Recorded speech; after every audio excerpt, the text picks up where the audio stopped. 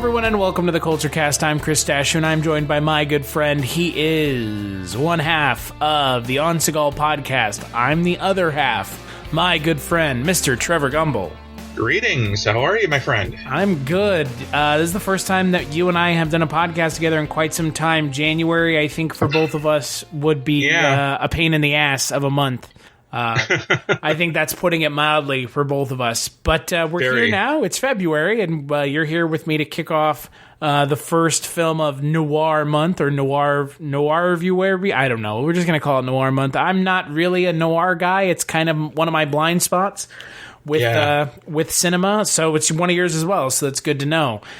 This month was actually programmed by my good friend and frequent guest on the Culture Cast, Cullen Gallagher. So he actually programmed this entire month, and later in the month you'll actually get to hear him on, and we'll get to talk about what decisions went into programming the month. But until then, we are going to be talking about the first film for Noirvember. Noir Viewer, I don't know. Noir Month. The Sound. Noir Hog Day. Noir Hog Day. It's a good one. Of Noir Hog Day, The Sound of Fury.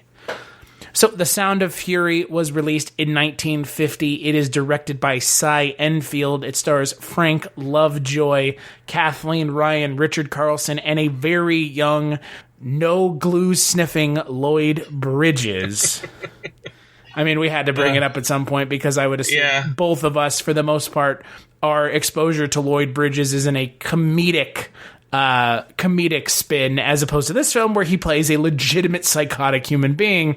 And the film follows Frank Lovejoy as Howard Tyler, a man who loses his job and falls out of luck with a local charismatic hoodlum named Jerry Slocum, played by Lloyd Bridges. They kill a rich man, and things go awry from there in a direction that I actually wasn't expecting. So, my good friend, Mr. Gumbel, was this the first time you'd seen this film? If it was, what did you think? And if it wasn't, what was the first time you'd seen this film? No, this was the first time I'd seen the film, and it was quite interesting. I mean, compared to other noir films, it's definitely... It definitely seems to have a message attached to it. Noir films seem to be pretty cut and dry mystery-wise, with no blurring of the line between good and bad. This one seems to have more of a kind of a it's hard to say, maybe a liberal bent, I guess I could say. Yeah, I would agree to some extent. When we get to that scene, we'll talk about it. But yeah, the film definitely leans in one direction. It's definitely prescient to the times, but I thought it was very good. Lloyd Bridges was great. Yeah, he's every time he's on screen, he makes the most of it. The lead was very sympathetic and emphasis on pathetic. Yeah, it's a very different kind of noir than I think people are used to.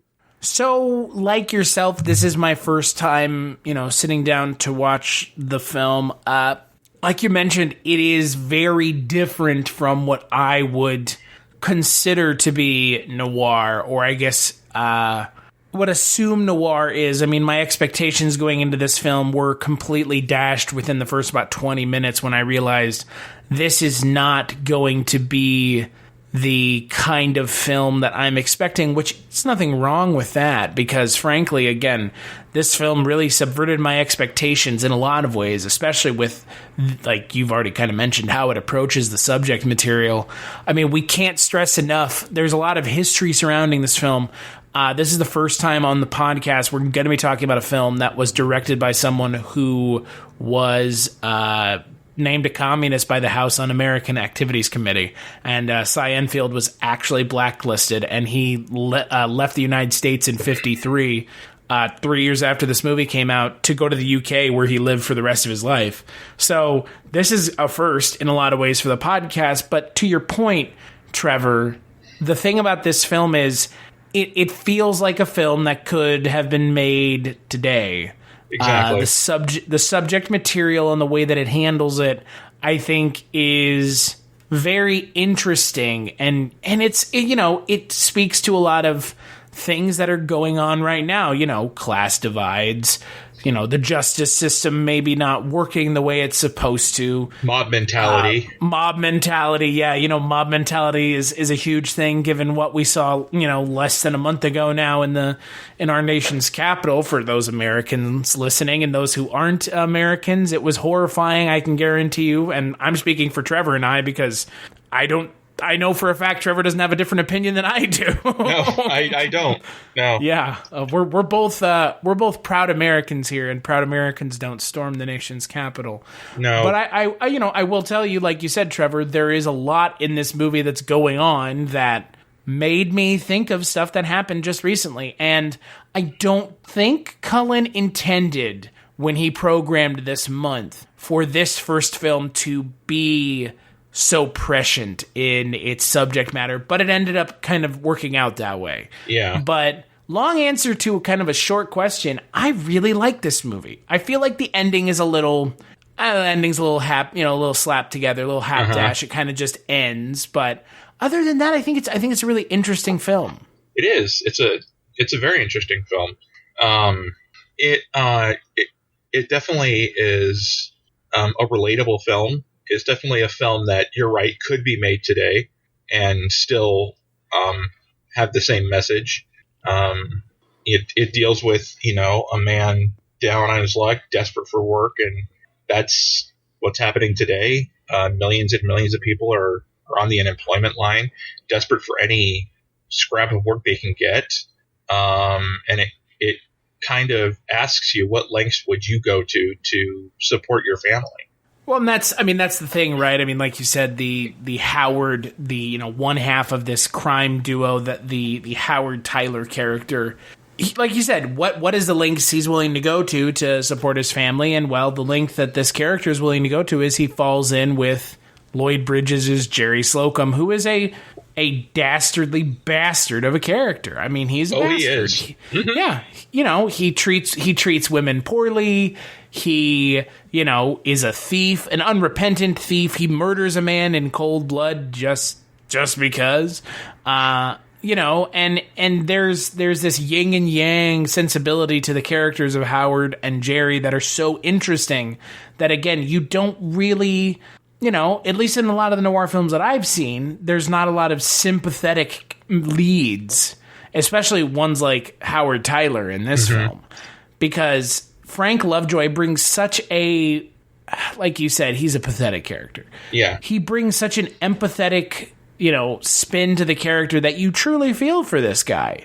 And this guy is, you know, falls in with the wrong crowd, and just that one time happens to be the worst time to fall in with the wrong crowd. Yeah. And it's an interesting idea because you just don't see a lot of sympathetic characters in this genre.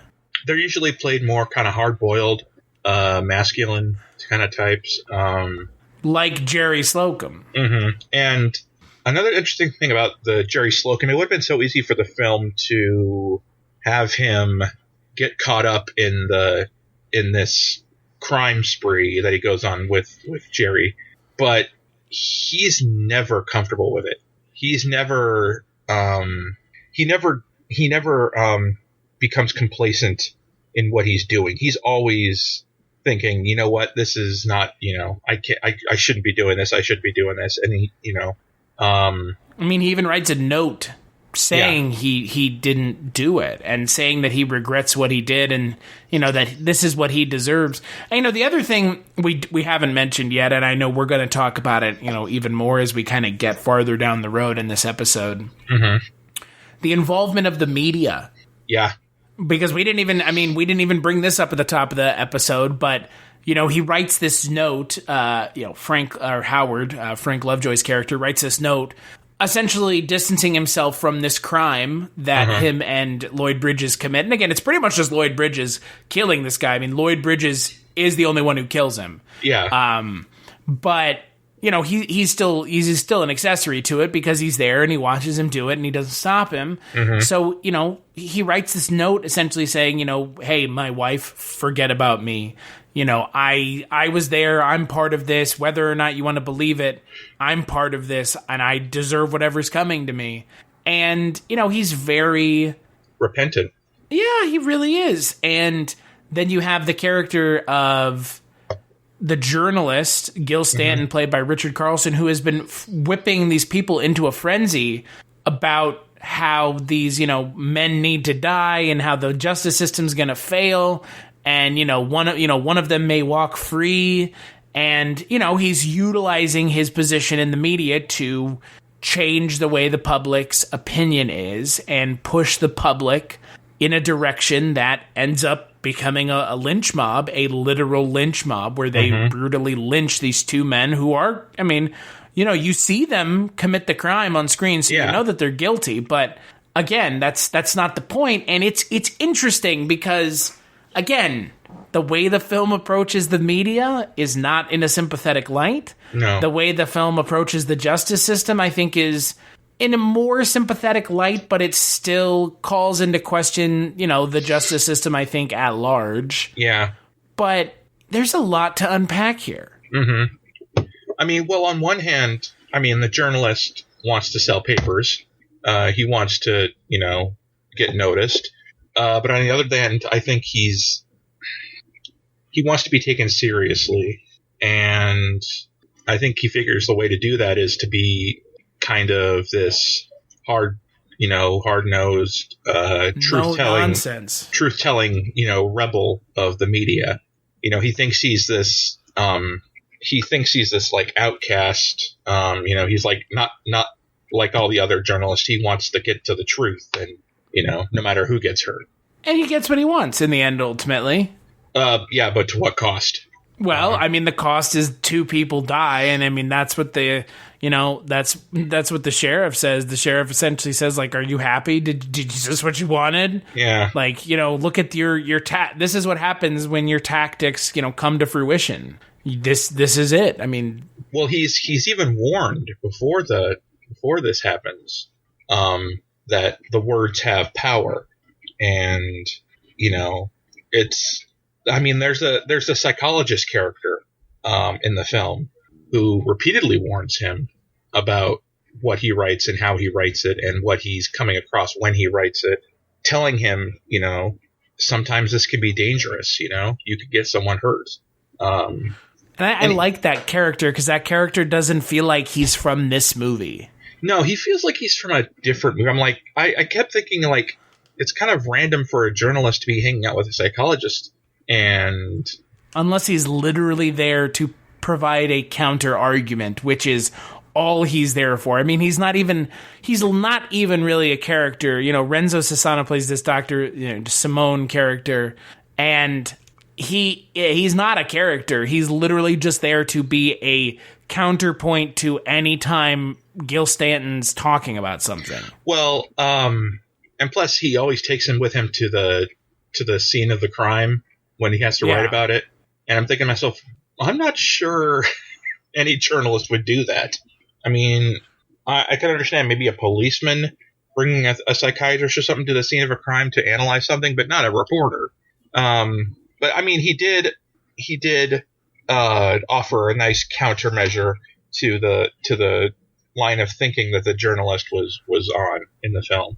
Well, and you know, when you look at these two characters of the doctor and the journalist, you know, like you said, like this journalist is sitting here whipping people up into a frenzy, and he knows what he's doing. I mean, let's not kid ourselves, you know. No, right now with what's going on in our country, they know what they're doing. They're not Of course stupid. They do. They're not stupid. And how do I know they're not stupid? Because if they were stupid, they wouldn't have gotten to the platform that they have now. Exactly. And that's the thing with this character in the film. You know, the character of Gil Stanton wants to pretend like he's not complicit, wants to pretend like he doesn't know what he's doing. And it's like, that's not how this works. You need to be held accountable for what you do. There's no two ways about it. No, he wants to play the "I was just doing my job" card. Right. And you can do your job. And it's not about, you know, doing your job has its has its theoretical boundaries to it. Yeah. And it has a spot where you have to ask yourself whether or not, you can do this legally, sure, but should you be held morally accountable for it? And when you have a lynch mob outside of a police station whipped into a frenzy by a journalist, I would say that, you've lost your ability to have the moral high ground. And that's the thing that, the character obviously realizes when it's too late. And he tries to make amends with the Howard Tyler character at the end. He tells him, tell my story and, tell my wife, take care of my wife. And it's like, this is, great and all that you're doing this, but ultimately you're still the one who caused this. Mm-hmm. Yeah. I think we should mention that this film was based on a book that was in itself based on a true story. Yeah. So that the true story took place in 1933 in San Jose, California, and the incident is sometimes called the last lynching in California. Which, that again, if this is being based off of a true story, obviously, there were, when that happened, there were warning signs then that this was going to happen. And that's the issue that I have with this movie, is that it does too good of a job of showing how this could happen. Do you know what I mean? It's too accurate for its own good. And, I'm being facetious in saying that's a problem. It's a good thing, because in the film, you watch the police essentially step aside and let them go through the police station. I mean, at some point, they know they can't stop them, so they don't try to. And I can't imagine where we've seen that recently. No, not at all. Yeah, right. But again, in this film, just like in the real life incident, there were warning signs days ahead of when the final lynching, when the final event happened, that there were people who were angry and that there were going to be people mobilizing to do these kinds of things. Yeah. And in this film, when you watch it, in the scene where the two characters are lynched, even if Lloyd Bridges' character is a bastard, which he is. Oh yeah. It's still a brutal fucking scene. It's definitely not pulling any punches, no pun intended.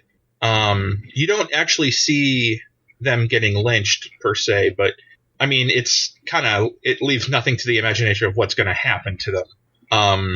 Because there's a crowd of hundreds outside the courthouse building, and they basically run them out on a rail, and Lloyd's Jerry, his reaction is not one of fear, but one of defiance.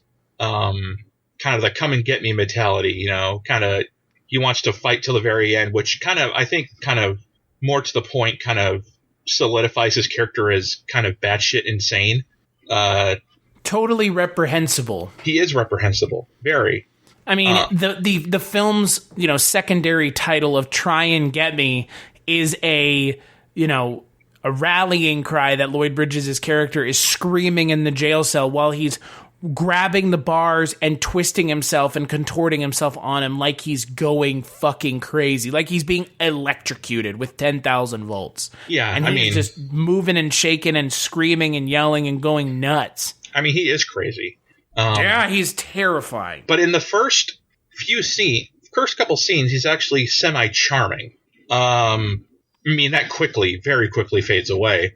But in the first couple of scenes, when we first meet Jerry at the bar/bowling alley, you can kind of see how he could charm him into doing this. Because, he shows him this kind of comfortable life he's got, the nice suit he's wearing, the room he has, the food he eats, all that kind of stuff. It kind of, in a way, kind of shows that money just isn't, in the grand scheme of things, not worth it for what he sacrificed. And it shows that it's just a mask. It really is just a mask for this, person who is verifiably insane. Well, he's keeping up. He's just keeping up appearances. There's a lot of scenes where you see him throwing money around, like at the diner or with those two women that they go on the double date with. He's kind of throwing money like it's nothing.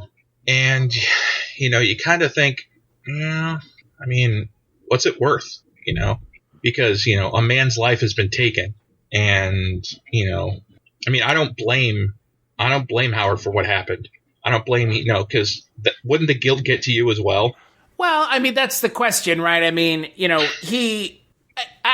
There's part of me that would like to believe that if the tie pin the lapel pin hadn't been found, I think he would have been okay with getting away with it. Really? Like that's like the final breaking point, right? Yeah. Something was going to break him eventually. But, what if that never comes? What if he just gets away with it? He could. I doubt it. I would like to agree with you that the character, as he's written on screen, I think eventually has some sort of mental break from what happened. Well, you even see that visually. of course, yeah. But, of course he would like to get away with it, as they both would. But I think he would less like to have never been taken part in a man being beaten to death. Well, because this is a good man who got caught up in a bad situation. Yeah, I would not say of no fault of his own. No, he's obviously complicit, but he's a man of certain morals. Like, he signed up to just be the driver for robberies. He didn't sign up to be a co-conspirator in a murder. Even when they first kidnap the guy, he doesn't think they're going to actually kill him. He thinks it's just going to be a run-of-the-mill ransom. We get paid, we give him back, on to the next heist. But, they kill him within an hour of kidnapping him. And you don't usually see that in movies. It's usually a while before the kidnappers even get to that point. But then again, Lloyd's Jerry is fucking insane. Yeah, they escalated real quickly. Yeah, exactly. They went from armed robbery to kidnapping a wealthy man. Yeah, I think it's his son, actually.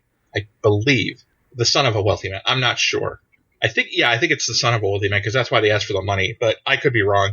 Maybe I'm just basing that on the true story that it's based on. Sure. It's weird. It's weird to me that they make such a big deal out of that scene where Howard is at the mailbox mailing the letter. Yeah. I don't understand why they make such a big deal out of that scene. It ends up not coming back to factor in. Not really. It feels like this weird, like, comedic respite in the middle of this, like, very dark film. Yeah, it's like, was it supposed to add tension? Because it didn't. It was more like... I guess, like, I don't know. Like, it's one of the few parts of this movie that I don't understand. And that's one of them. And then I don't understand the decision to not to throw us into the deep end with the scene where Howard comes clean, because you have him coming clean to the woman that he meets. Yeah. And then, like, it cuts to the cops, like, just showing up. And he, like, stumbles out of the house. And, like, I didn't understand it. It felt like such a bizarre framing device. And felt unnecessarily complicated for whatever reason. Like, did she call the cops? That's what it says. It says that she flees and goes to the police. Yeah. But the film doesn't tell you that. And again, I think we could all infer. But it was just like, it was a weird way to have that scene transition and progress. Exactly. Because it felt like there was a scene that was missing Yeah. in between the scene where the cops show up and the scene where he's, like, admitting to her. It goes from the scene where he's at the woman's apartment, breaking down and just basically kind of losing it, straight back to his house. His house. Well, is it like an apartment complex? It's his house because it's his wife that comes with the cops. Yeah. I mean, yeah, because it cuts away to his wife first, and his wife, like, sees the cops running off, and then it's super. It's a weird decision. I don't understand it. I don't know. I mean, it doesn't affect my ability to appreciate and enjoy this film. No, not at all. But for such a climactic part of the film, it leaves me wanting a little bit. But yeah, I mean, it definitely was. I don't know. Maybe it was more there to get the wife's reaction more than. It would have to be it, right? Than to get the husband's arrest. Yeah. And I don't know. I mean, It didn't bother me. It didn't take me out of the film or kind of change my mind about how I feel about the film. It was more just kind of a curious pacing or editing decision. But, I mean, can we talk about the wife character?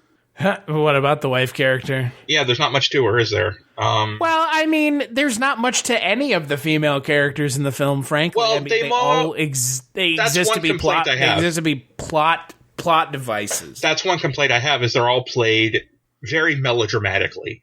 Yeah. Especially that woman. I don't know. Is it supposed to be like a side piece for him or something? But the way she plays it is just very too over the top melodramatic for the film. And his wife at times goes that route. I mean, like I said, it didn't take me out of the film or anything. It's just something I noticed. And the kid who plays his son, God, it seems like all he did was whine. It's like, I want to go to a baseball game. Oh, I want to watch the end of the movie. I just don't understand, like, why it was important to show his family, because they don't add anything. I mean, all it adds is showing that he's a family man.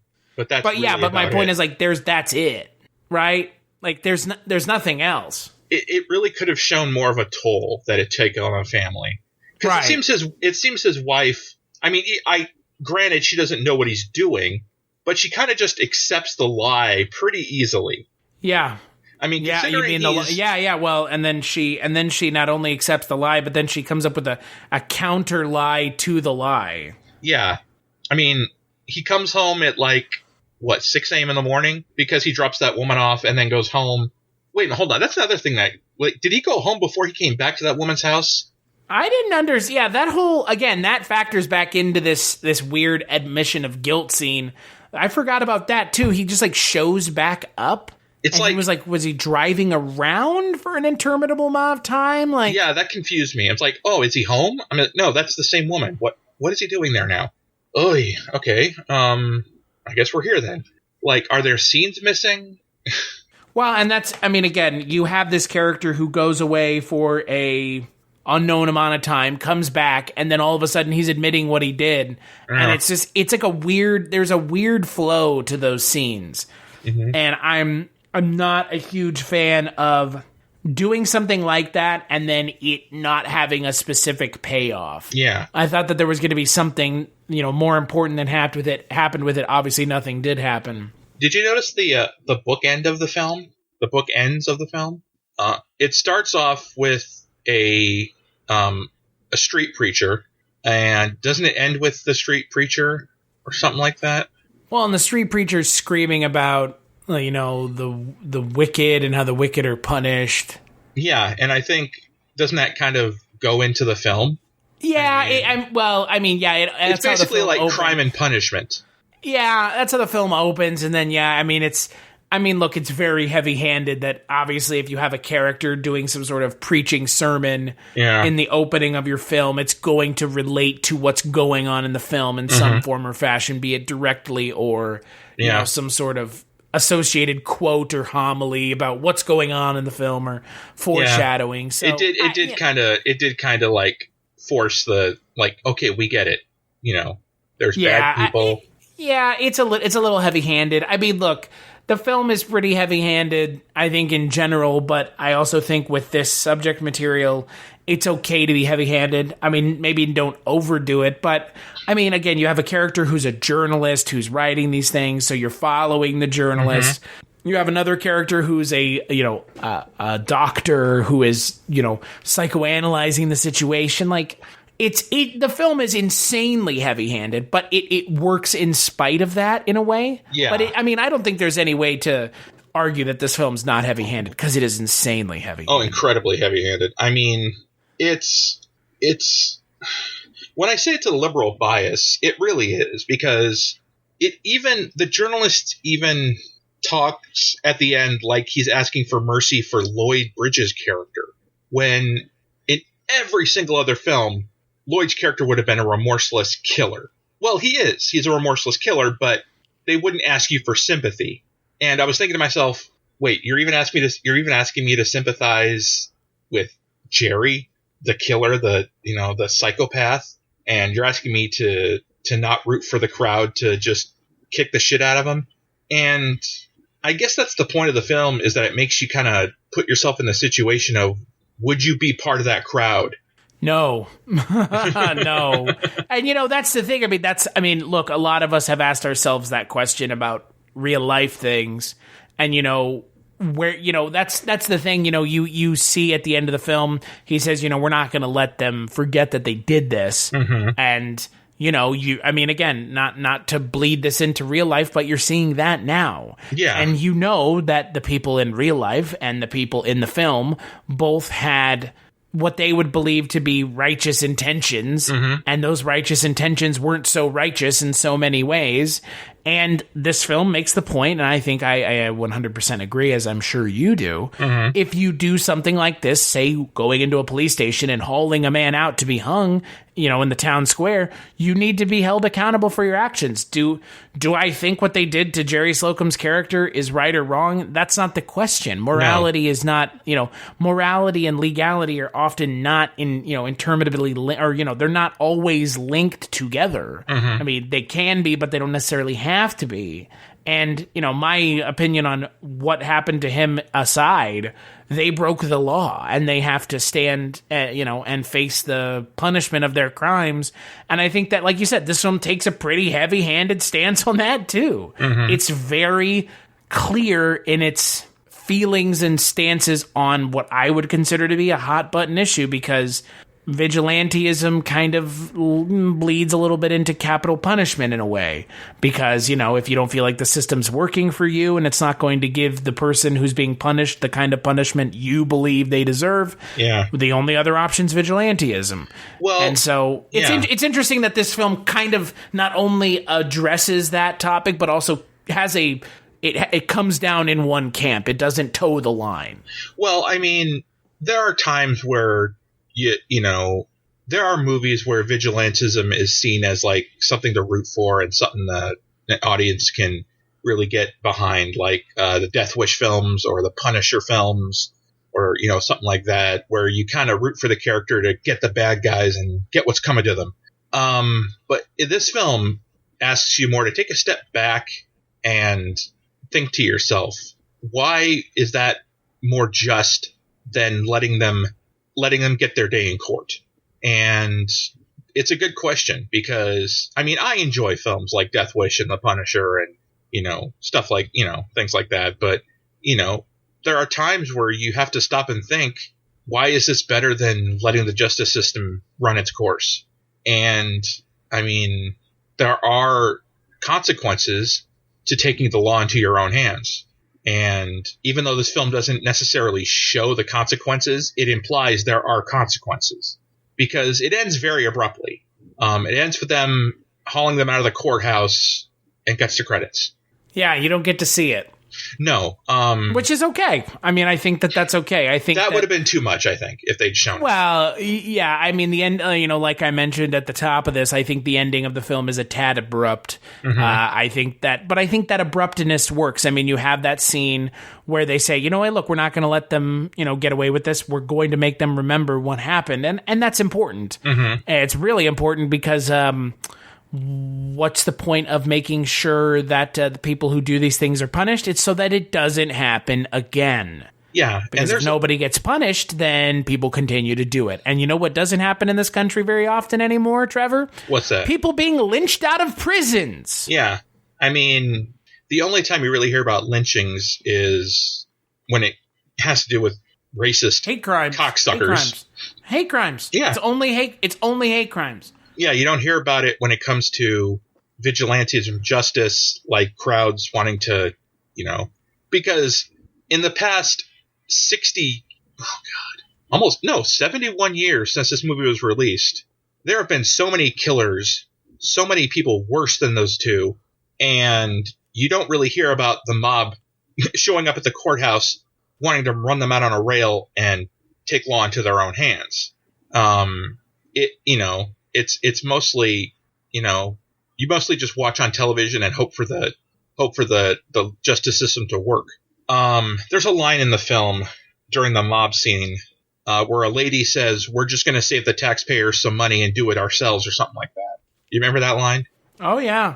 And to me, that's a very conservative right-wing line of thinking, which is what goes back. It's a very utilitarian way of looking at it, as opposed to, it's a human being in a prison, and that human being does still have rights. Exactly. And it goes back to the film having a very left liberal bias. Not that that's a good or a bad thing. It's just a kind of an observation I had. And I think that's probably one of the reasons it got brought up. The director got brought up by the HUAC. They felt it was probably too pink for their liking, I guess. Oh, yeah. Well, I mean, if you're not saying that prisoners are all bad and they all need to be murdered in prison, that's not very American, is it, Trevor? No. Doesn't sound very American to me. It's fuck rational thinking. Think with your emotions, Fuck. I mean, I think, didn't Lloyd Bridges get brought up too? Yes, so Lloyd Bridges was also blacklisted. But he got unlisted because he named names, I think. I read something like that. He was a member of the Actors Laboratory Theater, which was known for communist ties.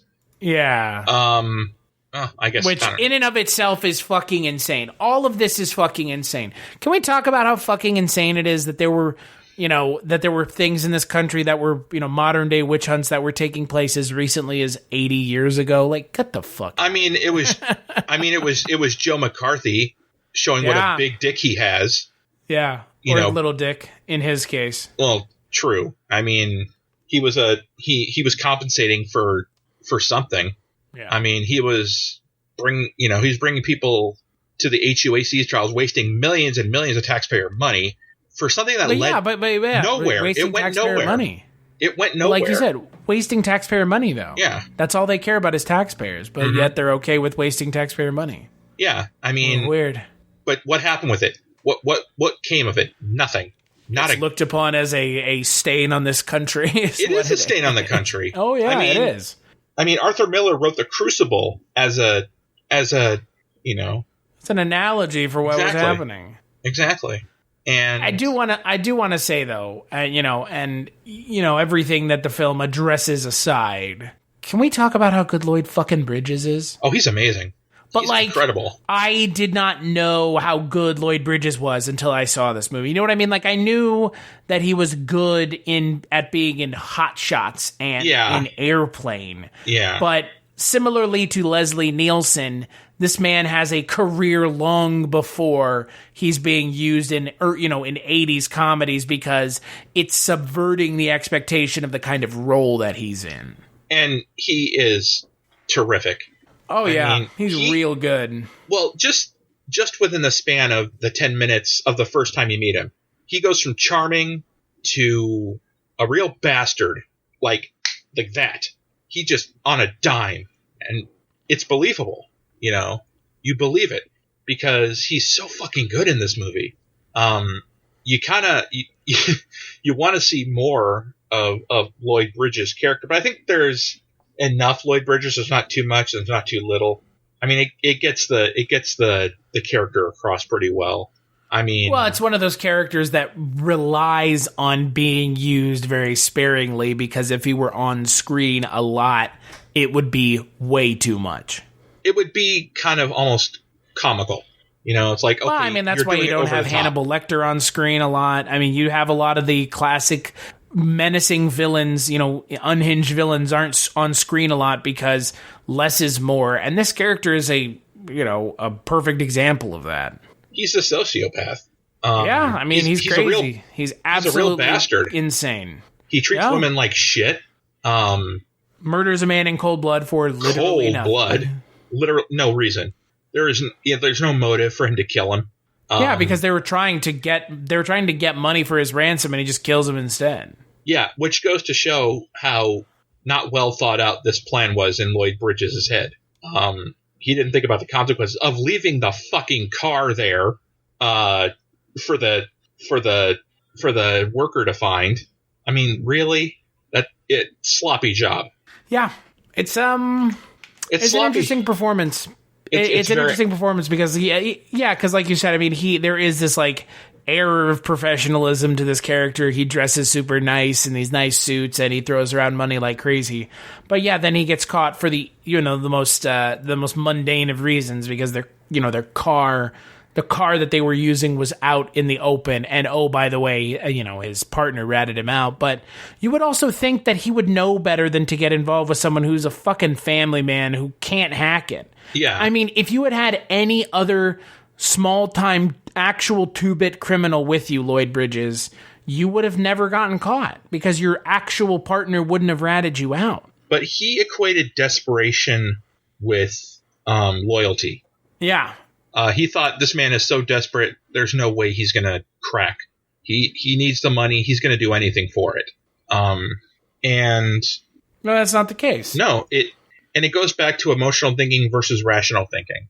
The lead's emotional thinking got him into this mess when he should have sat down and thought about it. But he was that desperate to support his family, Well, again, this just goes back to how far would you go? And, I can't sit here and say that going that far to support your family isn't worth doing when, your family could be harmed. Mm-hmm. Your family could starve. But I mean, again, this is what happens when you fall in with these kind of folks. Mm-hmm. You end up getting lynch mobbed out of the police station in front of everyone in the world to see. So yeah, with the cops letting zero to little to no resistance. Of course, they were out strengthened by a fire hose. I don't know. I mean, again, save them money, save them time and effort. Sure. So, what would you give the film out of 5, Trevor? I give it a 4. Yeah, I would give it a 4 as well. It's really good. It's a very good film. It is a film worth watching. There are some problems, but I don't think they're, they don't detract from the movie so much that I would say don't watch it. No, not at all. It's definitely a film that is more about emotion than visceral entertainment. And it's not what I was expecting when we sat down to watch a noir film. No, that's for sure. Well, when you think about noir, you think about like the Humphrey Bogart, Sam Spade. A dame walks into my office. She's got legs up to whatever. You don't think about films like this. I mean, the trope in this film is the kind of victim of circumstance / law-abiding citizen lured into a life of crime, right? Mm-hmm. It's kind of a mix. It's kind of a mix of that. Yeah, it doesn't have what I would consider to be the usual tropes, but it still has them. I think it just has the ones that like I have seen less of and associate less of those films with. Do you know what I mean? Yeah. So it's a good one. It's a really good one. I suggest listeners check it out. So on that note, let's play a preview for the next Culture Cast of Noir Month. That's right, on the next Culture Cast, we're going to be talking about Night Falls. It is a Spanish language film, and it's another noir movie, and I can't wait to watch it because I have not seen it. So I am going to be talking about that one on the next episode. Until then, where can people find you, Trevor? You can find me on Twitter at Case Neuromancer, Instagram at Mad Vertigo, and you can also find me on the On Seagal podcast with yours truly. And as for me, you can find me on Twitter at Christmas Claus. That's where I'm at. If you want to find me, go there. Culturecast.com is where you can find more episodes. Patreon.com/CultureCast is where you can go kick a couple dollars our way, get some bonus content. Hey, it's only $1. And if you give $5, you get to pick a movie that we get to watch. So that's fun if that's a thing you want to do. Until then, big thanks as always to Tiger Blood Jewel for the music for the podcast. And we'll catch you on the next episode.